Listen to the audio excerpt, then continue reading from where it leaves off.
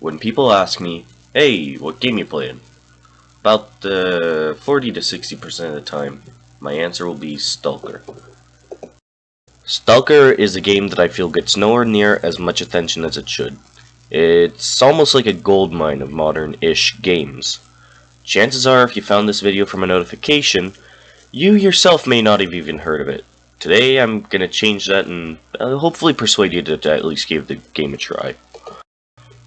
The first question you likely have is, what is Stalker? I mean, to simply put it, one would call it an open-world first-person shooter. But I feel that one sentence does not do the game justice at all. Stalker is a bit more than that.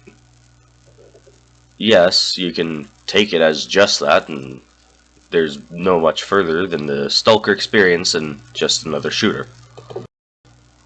Today I'll try and go over a little bit of the lore without actually revealing too much spoilers, because the storyline of the Stalker games is one that's best enjoyed on your own and is fairly addicting and intriguing.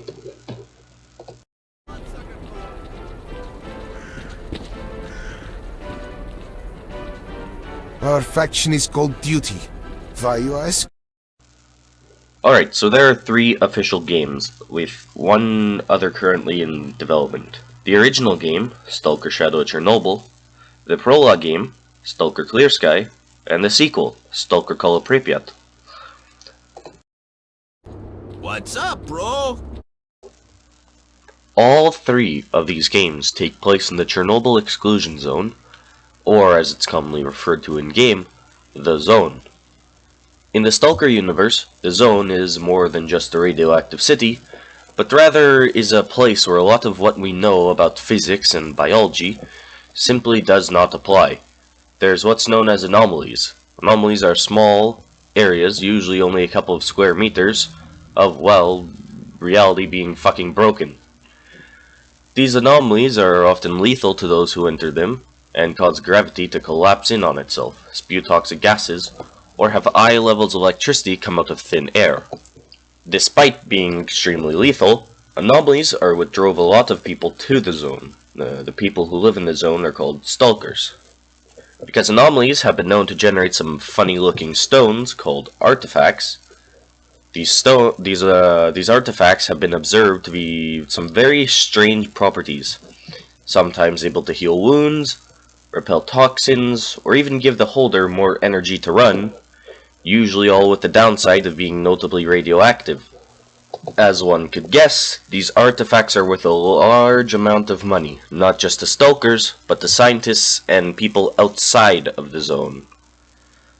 In this alternate reality, the Zone itself is sealed off by the military, who happens to be allowed to shoot anyone who enters on site. Internally, living in the Zone is a true power struggle. Most Stalkers have become aligned to a certain faction, all of which have different ideals about the Zone. Some want to destroy it, some want to open it up to the world and smoke weed, some just want to profit off of it. Gameplay-wise, the games are fairly well made. Because there are 3 games, it might be a bit confusing to choose which one to play first. You should always start with the original Shadow of Chernobyl. From there, it's your choice what you want to play next. Many people will actually tell you not to play Clear Sky at all. However, due to it being buggy and unstable and having quote-unquote bad game mechanics, don't listen to those people. The game is fine. Play it. For the most part, the few game mechanics are fairly similar on all 3 games, with a focus on being prepared long-term and economic management. The storyline for each game will take a decent few days complete depending on how much time you have to spend, but there are no levels or checkpoints or anything like that. Therefore, you have to rely on both quick saves and manual saves to save your game. The weapons and combat system can be somewhat inconsistent at times, but will still feel fairly well balanced most of the time with a heavy emphasis on accuracy. Body shots with a pistol are going to do jack shit, but the shotgun blast to the head certainly will. Don't be fooled expecting fast-paced gameplay where you run around with sawn-offs jumping off corners and whatnot. Stalker's gameplay can be very slow at times, where being outnumbered by a squad of bandits running hunting rifles may even be a tough challenge late game. There are also a fair bit of non-weapon mechanics to note about. Radiation is a true killer. You will die if you don't either drink vodka or take anti-rads after being exposed. Food can heal you, not as much as medical supplies, but it might just help out. Carry as much bandages as you can.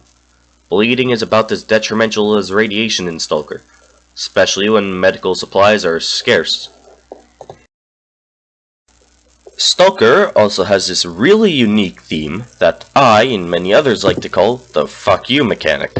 When you play a lot of games, you are told you are someone special, kinda like royalty or god or something. Stalker completely flips that on its head. Even your allies are happy to point a gun in your face when you ask them if they have bread.